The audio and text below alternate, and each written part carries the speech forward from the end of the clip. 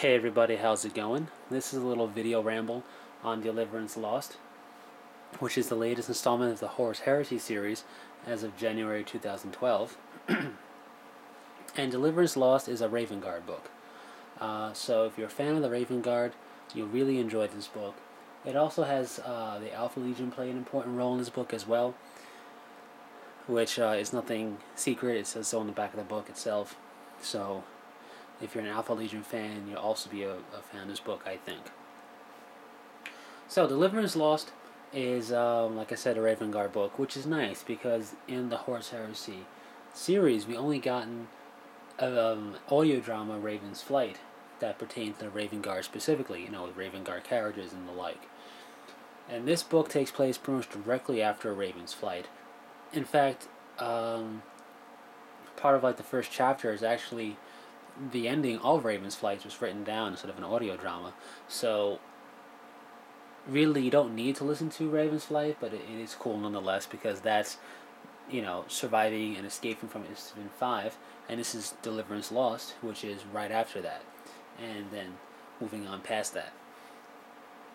So it's definitely set in the Horus Heresy time period. It is no longer it's not one of the books that takes place prior and then post, or during, I should say. It's not one that takes place prior and then during. This is one which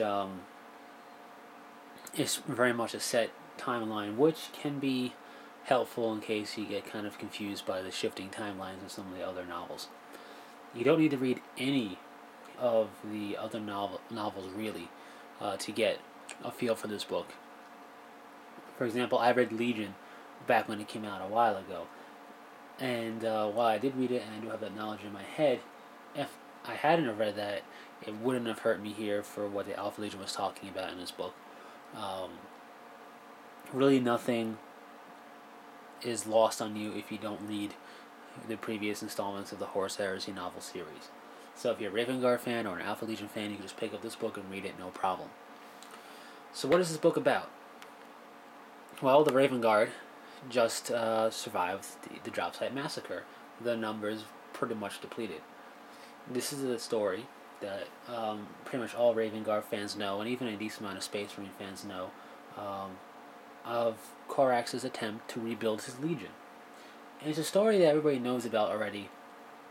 If you know anything about Corax and what happened to him throughout the Heresy and post-Heresy, then you know this story a little bit. It was never really told in any big scale, it's just kind of like a little blurb. And here we have it told on a much bigger scale. But it's not that complete story because this ends still well within the Horus Heresy time period. Basically, this goes from post-drop site massacre to basically some indeterminate time forward. Basically, Horus has not even made his drive for Terra yet.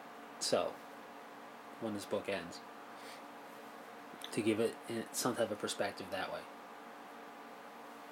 So this is part of that full story of Corax rebuilding his legion. And with it, what you get is a lot of character development for the Raven Guard Legion during the Horus Heresy. So if you're making a pre-Heresy army, you can definitely get some inspiration from this book. You also get a lot about Corax, which is pretty cool because he's one of the main characters. The book is told, part of the book as it is written, is told through his eyes, through his mindset, his thoughts, his communication with people, which is pretty cool. It doesn't really happen that much in these books, that the Primarch is a figure that you pretty much get inside his head and see what he sees type of deal. Normally they kind of mentioned, and described as being these great, cool beings, which they are, but I think it's the only other one that kind of did that in a way was Fulgrim, and only partially. This is a big part of this book is through the eyes of Corax, which is pretty cool. So we get a nice feel of what a Primarch thinks and does and acts like.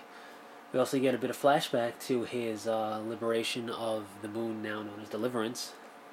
So you do some flashback scenes in this book where it goes over him leading that rebellion against the prison overlords, basically, which is pretty cool. And basically, it's just a story about the Raven Guard trying to survive and, make their presence felt against the traitors.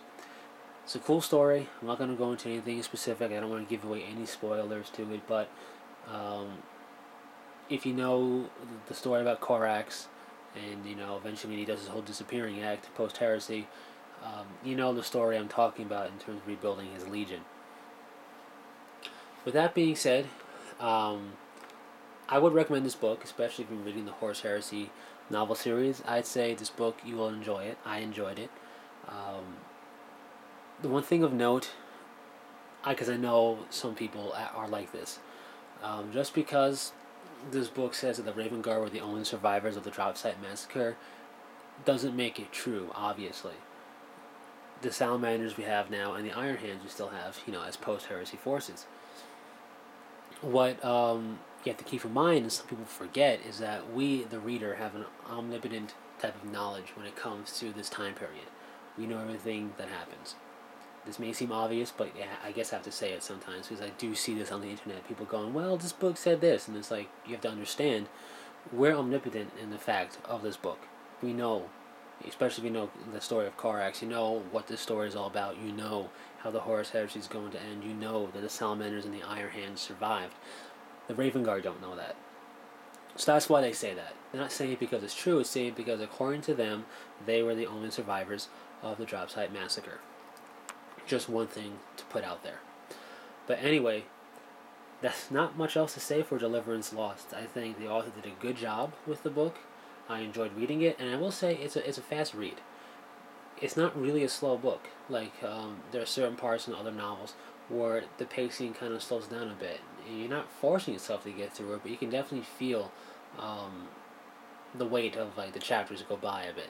With this book, I'd say for me, personally, I can't speak for anybody else, it was a quick read. So, it's out now. I would suggest picking it up, especially if you're a fan of the Raven Guard. Anyway, that's pretty much it. So until next time, take it easy.